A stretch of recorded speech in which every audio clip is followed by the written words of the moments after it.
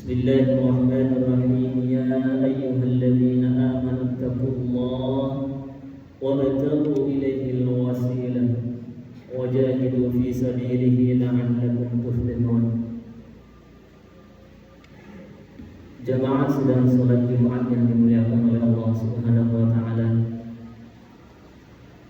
Di hari Jumat ini mari kita senantiasa meningkatkan ketakwaan kita di hadapan Allah Subhanahu wa taala, sehingga dengan ketakwaan itu tidak hanya sekedar saling secara hubungan dengan Allah Subhanahu wa taala, namun kita sebagai hamba terbaiknya juga mampu menerapkan nilai-nilai yang humanis terhadap sesama maupun terhadap lingkungan. Salawat dan salam marilah kita senantiasa haturkan kehadiran baginda Muhammad sallallahu alaihi wasallam yang telah menuntun kita, merindukan kita dalam salah satu hadisnya bahwa Nabi merindukan orang-orang yang tidak pernah berjumpa dengan Nabi. Namun kata Nabi sallallahu alaihi wasallam, mereka senantiasa mengingatku dan menyebut namaku, mengikuti langkah jejakku. Mereka adalah umatnya Rasulullah sallallahu alaihi wasallam.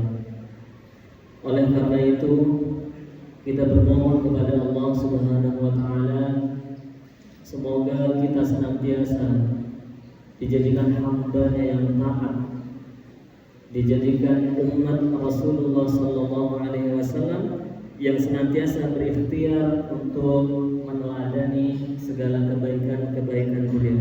Jemaah salat Jumat yang dimuliakan oleh Allah Subhanahu wa taala.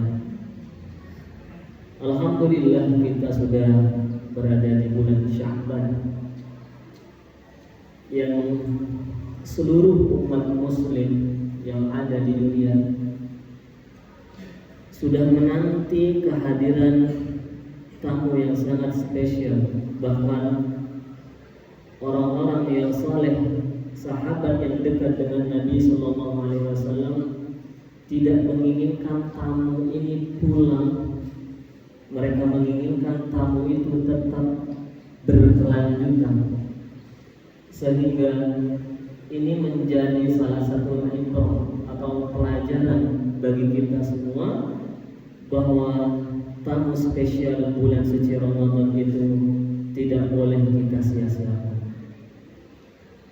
Boleh jadi ada sebagian orang yang saat ini sibuk dengan outfit apa yang harus dikenakan saat nanti hari raya. Ada juga orang yang beranggapan dan sudah mulai terlalu memikirkan tentang tunjangan hari raya nanti yang akan didapatkan. Namun kita sebagai umat Rasulullah sallallahu alaihi wasallam jangan sampai kita mengenyampingkan kewajiban-kewajiban kita yang jauh lebih mulia, yang akan mengangkat derajat kita di dunia sampai dengan ke surga terbaiknya Allah Subhanahu wa taala. Jemaah salat Jumat yang dimuliakan oleh Allah Subhanahu wa taala. Di dalam kitab tafsir Ibnu Katsir, tafsir Al-Qur'anil Azim, menyebutkan ada beberapa peristiwa yang terjadi di dalam bulan Sya'ban. Bulan Sya'ban dinamai dengan Sya'ban karena orang-orang Mekah dulu mereka telah berkencar untuk menghimpun segala macam keperluan agar ketika datang bulan suci Ramadan mereka tidak sibuk lagi dengan hal-hal yang dibutuhkan. Sehingga tidak jarang orang-orang lebih memilih untuk memfokuskan dirinya di bulan suci Ramadan dengan berbagai kegiatan-kegiatan ibadah, terlebih di 10 hari terakhir. Oleh karena itu, jemaah yang dimuliakan oleh Allah Subhanahu wa taala, langkah yang diambil untuk fokus dalam beribadah di bulan suci Ramadan harus tetap diimbangi dengan kegiatan-kegiatan sosial. Tidak jarang dari kita yang seringkali menemukan semangat orang untuk memberikan infak terbaiknya, memberikan sedekah terbaiknya itu melampaui bulan-bulan lainnya selain bulan suci Ramadan.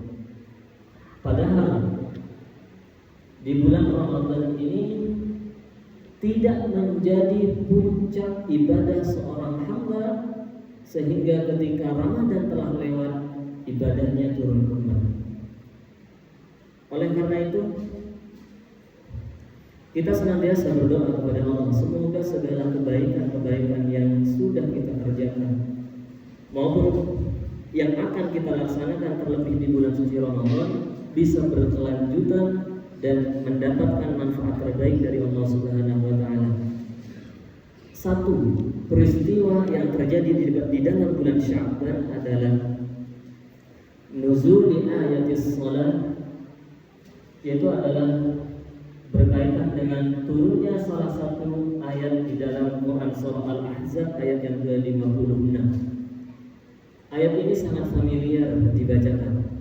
Innallaha wa malaikatahu yusholluna 'alan nabi ya ayyuhalladzina amanu shallu 'alaihi wa sallimu taslima. Di dalam tafsir Ibnu Katsir, Al-Imam Al-Qurtubi juga menyampaikan di dalam kitab tafsirnya bahwa ayat ini turun berkaitan dengan tuntunan kita sebagai umatnya agar senantiasa memberikan pesan terbaiknya kepada baginda Muhammad sallallahu alaihi wasallam. Man shalla alayya salatan wahidatan shalla alaihi asyra. Nabi juga pernah menyampaikan bahwa siapa yang berselawat kepadaku maka Allah akan memberikan rahmatnya, ampunannya kepada kita semuanya setidaknya 10 kali lipat. Ini tidak berarti 10 dalam hitungan kita. Ini hanya sekedar motivasi kepada kita bahwa berselawat kepada Nabi SAW terlebih di hari-hari menjelang datangnya bulan suci Ramadan, kita harus mulai berlatih lisan kita memperbanyak untuk berselawat kepada baginda Muhammad SAW. Suatu ketika Nabi juga pernah menyampaikan iltani khamsan qabla khamsin. Kata Nabi, jagalah 5 hal ini sebelum datangnya 5 hal. Salah satu yang sangat menarik juga itu adalah sihhatuka qabla saqamika, yaitu adalah masa sehatmu sebelum datang masa sakitmu. Artinya ketika kita masih mampu untuk bertutur kata, maka mari kita gunakan lisan itu untuk senantiasa bertutur kata yang baik. Setidaknya jika belum mampu menyampaikan hal-hal yang positif, Nabi menganjurkan kepada kita semuanya, man kana yu'minu billahi wal yawmil akhir falyaqul khairan aw liyasmut. Diam itu bisa menjadi suatu ibadah di hadapan Allah ketika berbicaranya seseorang menimbulkan kontroversi ataupun menimbulkan kegaduhan. Jemaah yang dimuliakan oleh Allah Subhanahu wa taala.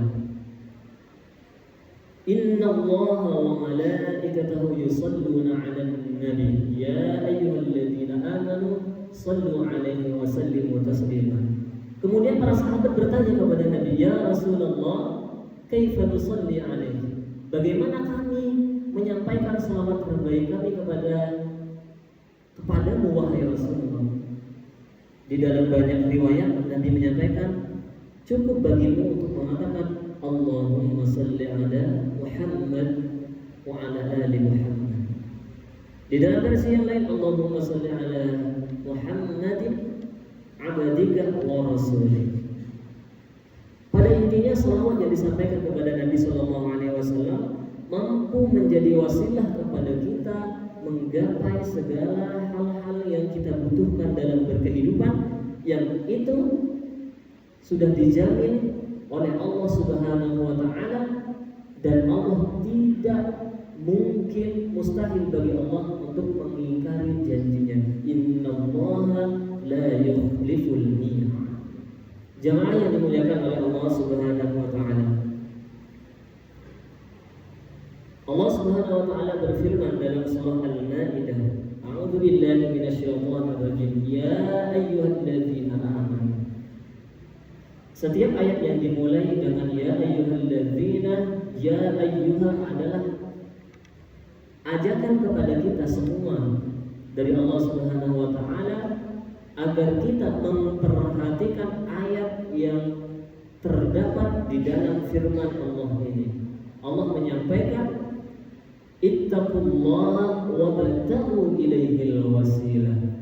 Salah satu cara untuk meningkatkan takwa kita di hadapan Allah adalah dengan mencari wasilah yang menjadi perantara untuk menghubungkan hamba dengan Khalik, dengan Allah Subhanahu wa taala. Salah satunya adalah dengan selawat.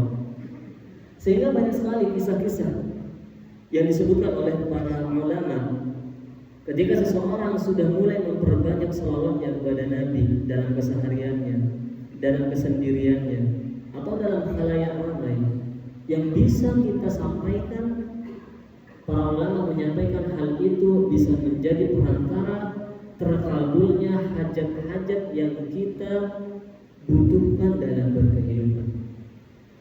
Sehingga selagi mulut ini masih bisa bertutur kata, lisan masih bisa bertutur kata, maka mari gunakan lisan ini untuk kebaikan-kebaikan. Salah satunya adalah dengan berselawat kepada baginda Muhammad sallallahu alaihi wasallam. Inna awwalan nasi bi yaumal qiyamati aktsaruhum alayya salah. Hadis ini diriwayatkan oleh Imam Al-Bukhari. Nabi satu ketika juga pernah menyampaikan bahwa paling seringnya orang dari umatku yang senantiasa menyampaikan selawatnya kepada baginda Muhammad sallallahu alaihi wasallam kelak di hari kiamat akan berkumpul di tempat surga terbaiknya bersama dengan Rasulullah sallallahu alaihi wasallam. Tidak butuh waktu yang banyak jemaah yang dimuliakan oleh Allah untuk sekedar berselawat kepada baginda Muhammad sallallahu alaihi wasallam. Yang bahkan selawat ini saking pentingnya wajib dibaca ketika di dalam sholat. Nabi yang sering kita agung-agungkan, yang oleh Nabi sampaikan mereka adalah golongan terbaikku, sementara kita belum pernah berjumpa dengan Rasulullah SAW. Lalu bagaimana dengan perasaan kita saat kita nanti berjumpa dengan beliau? Saat kita berjumpa dengan Allah Subhanahu wa taala dalam surah Al-Qiyamah, wujuhun yawma idzin nadhirah ila rabbiha nadhirah. Dalam pemahaman ahli sunnah wal jamaah bahwa umat manusia yang kelak berada di surga, dia mampu memandang keindahan dan kemuliaan Allah Subhanahu wa taala. Sehingga ketika para sahabat bertanya kepada Rasulullah sallallahu alaihi wasallam, apakah nanti orang yang masuk surga akan menikmati surga yang telah Allah berikan, atau mereka justru akan memalingkan pandangannya hanya kepada Allah Subhanahu wa taala? Maka dalam satu riwayat disampaikan mereka akan hanya fokus untuk memandang Allah Subhanahu wa taala. Karena itu ini menjadi cita-cita kita bersama, berkumpul dengan Nabi sallallahu alaihi wasallam dan memandang Allah Subhanahu wa taala di tempat terbaiknya di surga yang Allah janjikan. Jemaah yang dimuliakan oleh Allah Subhanahu wa taala. Salah satu fenomena yang terjadi di bulan Sya'ban, yang bahkan para sahabat mengomentari Nabi sallallahu alaihi wasallam sampai ada salah seorang sahabat berani untuk bertanya kepada Ummul Mukminin, kepada Sayyidah Aisyah radhiyallahu anha, tentang bagaimana Nabi sallallahu alaihi wasallam berpuasa di dalam bulan Sya'ban. Maka di situ Nabi menyampaikan di dalam hadis riwayat Imam Muslim, "Wa ma ra'aitu Rasulullah sallallahu alaihi wasallam istakmala siyama syahrin illa Ramadan wa ma ra'aitu aktsar siyaman minhu fi Sya'ban." Bulan yang Nabi sering bahkan banyak berpuasa, bahkan dalam riwayat ini hampir tidak pernah melihat Nabi tidak berpuasa di bulan ini.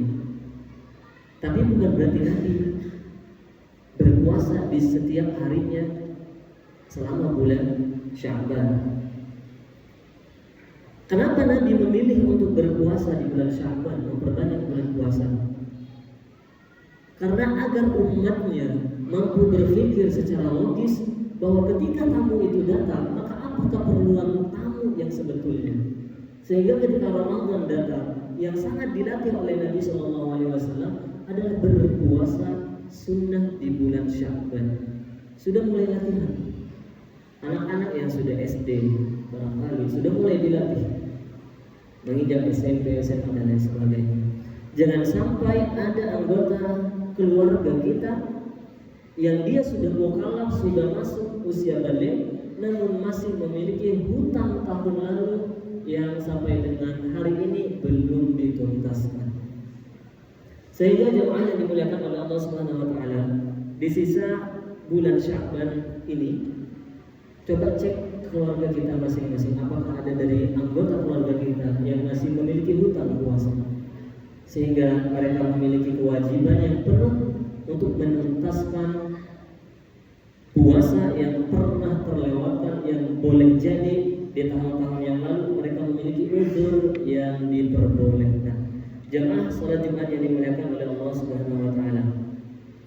Peristiwa yang berikutnya adalah tahwilul qiblah, yaitu adalah perpindahan arah kiblat. Jemaah yang dimuliakan oleh Allah Subhanahu wa taala. Dulu Nabi SAW bersama dengan para sahabatnya ketika masa awal Islam, Nabi sholat menghadap ke Baitul Maqdis yang berada di Palestina. Sampai dengan Nabi SAW hijrah ke Madinah. Apa yang terjadi di Madinah? Orang-orang Yahudi Yathrib, mereka membuli Nabi SAW. Bukan sekedar bully yang biasa, yang boleh jadi bulian itu tidak lagi diberikan oleh orang kecuali kepada Nabi SAW.